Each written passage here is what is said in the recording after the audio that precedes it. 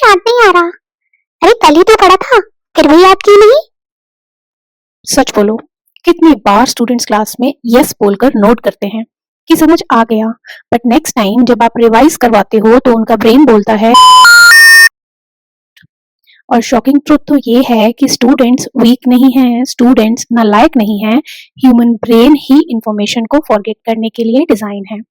आज मैं आपको एजुकेशनल साइकोलॉजी के वो प्रिंसिपल्स बताऊंगी जो बताते हैं कि स्टूडेंट्स एक्चुअली में क्यों भूल जाते हैं। जर्मन साइकोलॉजिस्ट हरमन एबिंगस ने एक एक्सपेरिमेंट किया। उन्होंने डिस्कवर किया कि ह्यूमन ब्रेन इंफॉर्मेशन को रैपिडली भूल जाता है। अगर रिवीजन नहीं हो तो 24 घंटे के अंदर स्टूडेंट्स ऑलमोस्ट 50 to 70% इंफॉर्मेशन भूल जाते हैं। उन्होंने फॉरगेटिंग कर्व इंट्रोड्यूस किया। फॉरगेटिंग कर्व का मतलब है कि ह्यूमन ब्रेन नेचुरली इंफॉर्मेशन को टाइम के साथ भूलता चला जाता है, स्पेशली जब रिवीजन या रिकॉल नहीं होता। तो आज अगर हमने एक चैप्टर पढ़ा, 1 घंटे बाद हमें मोस्टली इंफॉर्मेशन याद रहती है, बट एक दिन बाद अगर हम देखें तो हम बहुत कुछ भूल गए हैं। और अगर हम एक वीक के बाद रिव्यू करेंगे तो हमें सिर्फ थोड़ा ही पोर्शन उस चैप्टर का याद रहेगा, और 1 मंथ के बाद तो ऑलमोस्ट इंफॉर्मेशन खत्म हो जाती है। मतलब आपको उस चैप्टर की 21% इंफॉर्मेशन ही याद रहती है। ब्रेन ऑटोमेटिकली डिसाइड करता है ये इंफॉर्मेशन इंपॉर्टेंट नहीं लग रही, तो चलो इसको डिलीट करते हैं। इसी पैटर्न को फॉरगेटिंग कर्व बोलते हैं। स्टूडेंट्स फेल इसलिए नहीं होते क्योंकि वो डम्ब हैं। स्टूडेंट्स फेल होते हैं क्योंकि ब्रेन रिवीजन बिना इंफॉर्मेशन को इंपॉर्टेंट नहीं मानता। ब्रेन दो चीजों को इंपॉर्टेंट मानता है। Number 1 is repetition and number 2 is retrieval. इसीलिए बार बार रिवाइज कराना चाहिए, क्वेश्चन सॉल्व करवाने चाहिए, स्टूडेंट्स को एक्सप्लेन करने का मौका देना चाहिए, जिससे कि उनकी मेमोरी स्ट्रांग बनती है। सो ये तो थी science behind forgetting of information.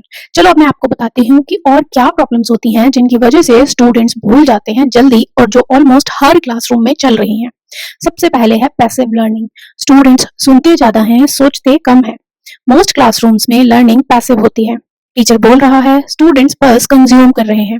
But neuroscience के अकॉर्डिंग ब्रेन इंफॉर्मेशन को तब रिमेंबर करता है जब उसको एफर्ट लगाने पड़ते हैं। सिर्फ सुनना या हाईलाइट करने से लर्निंग नहीं होती, वो सिर्फ इल्यूजन ऑफ लर्निंग होती है। सो इसका सॉल्यूशन है एक्टिव रिकॉल।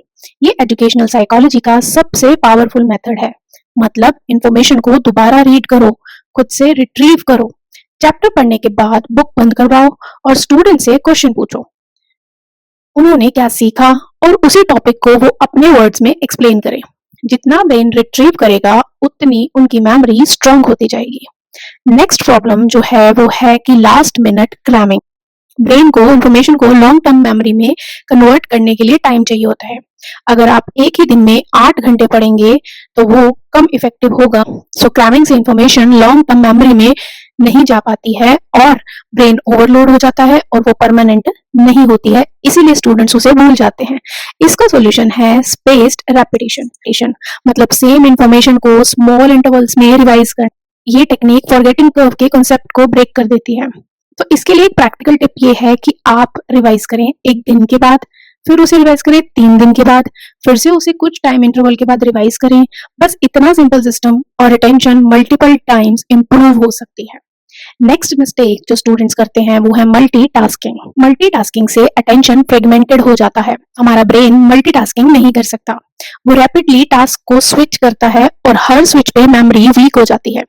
फोकस जब डाइवर्टेड होता है तब ब्रेन को फ्रेगमेंटेड सिग्नल मिलते हैं, जिससे वो थक जाता है और इंफॉर्मेशन इजीली स्टोर नहीं हो पाती। इसका सॉल्यूशन क्या है? Focused learning sessions.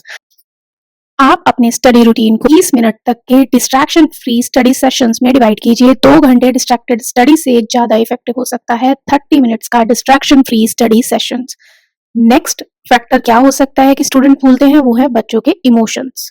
एक इंटरेस्टिंग फैक्ट बताती हूँ। ब्रेन फैक्ट्स को क्विकली भूल जाता है बट स्टोरीज को ज्यादा याद रखता है। क्यों? क्योंकि इमोशन से मेमोरी स्ट्रेंथन होती है। अगर किसी मेमोरी के साथ इमोशंस जुड़े हों तो वो परमानेंट रहती है और कभी कभी तो लाइफ टाइम भी रहती है। तो इसका सॉल्यूशन क्या है? इसका सॉल्यूशन ये है कि टीचर को पढ़ाना चाहिए स्टोरीज और विजुअल्स के थ्रू। अगर टीचर कॉन्सेप्ट को स्टोरीज और विजुअल और रिलेटेबल एग्जांपल्स के साथ टीच करती है तो रिटेंशन को इंस्टेंटली इंप्रूव कर सकती है। सो एजुकेशन का गोल इंफॉर्मेशन डंप करना नहीं है, गोल है ब्रेन में ड्यूरेबल मेमोरीज क्रिएट करना।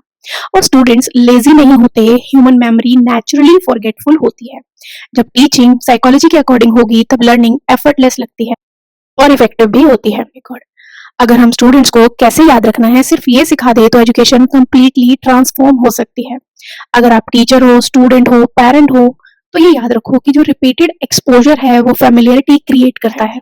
और चलिए इसी के साथ मैं अपनी वीडियो को एंड करती हूँ, और अगर ये वीडियो आपको वैल्यूएबल लगा है तो इसको शेयर करो किसी स्टूडेंट के साथ या टीचर के साथ, because better learning can literally change lives. And thank you so much for watching till here. I will meet you in the next video. Till then, bye.